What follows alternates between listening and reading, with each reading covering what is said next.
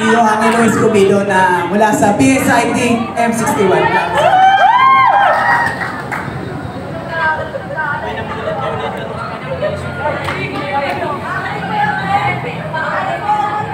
Your question is, what is your point of view in the sex marriage? Same-sex marriage. Sorry, I'll repeat it. What is your point of view in the same-sex marriage?